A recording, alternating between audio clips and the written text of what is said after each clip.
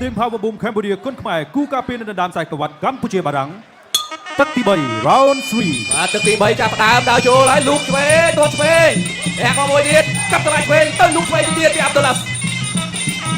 អាចឆ្វេងស្ដាប់ឆ្វេងស្ដាប់ឆ្វេងស្ដាប់អូយហែកឆ្វេងទៀតទៅទីដើរចូលពីជើងល្បីវិញហោមួយ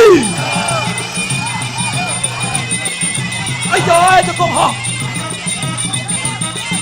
បាត់ក្រោមបាទអត់ថែមពីក្រោយទេដួលអានថែមពីក្រោយតែលោកទាត់ជើងក្រោយពីអាប់ឌុលឡាស់លឿនណាកាប់ទៅឆ្វេងអូយទៅចូលទៀតកាប់ទៅស្ដាប់ទៅវិញដូចគ្នាទៅហើយដល់ឡាស់ទៅហើយដាក់ឡាស់ទៅហើយចាក់សាំងពេញហើយជើងល្បីក៏ប្រាប់បដូរកាយជើងល្បីបដូរកាយពីជើងល្បីទៅលើអាប់ឌុលឡាស់អត់ទាត់ជើងក្រោយអូយមកជើងនេះពីជើងល្បីយ៉ាងមិនដែរអត់អីអូយកាប់ចាក់ស្ដាប់ពេញនេះល្អមែនទេពីជើងល្បីចង់អត់ស្រួលវ៉ៃទៅទីដើរចូលដាក់ដើរចូលលោកទៅចូលទៅទៀតហើយ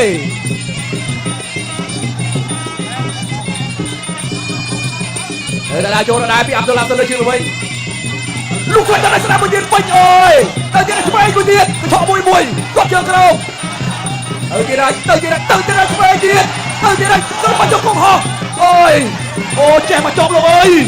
បាទពេញហោមួយបាទទៅទៀតតែងអាผมដើរចូលទាត់ជើងក្រោមទៅចូលវិញពេលនេះផ្សេងចេញហើយពីដើរចូលពីជើងល្បីដើរចូលជើងល្បី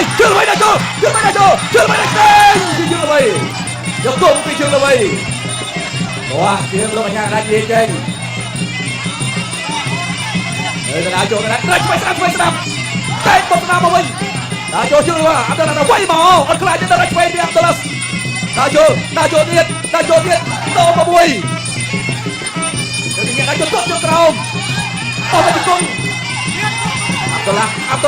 អាចចូលបានស្ដាប់លោកបាច់ស្ដាប់មួយទៀតស្ដាប់ដោមកទៅគ្នាលោកអាញាដាច់និយាយចេញដល់12នាទីចុងក្រោយទឹកទី3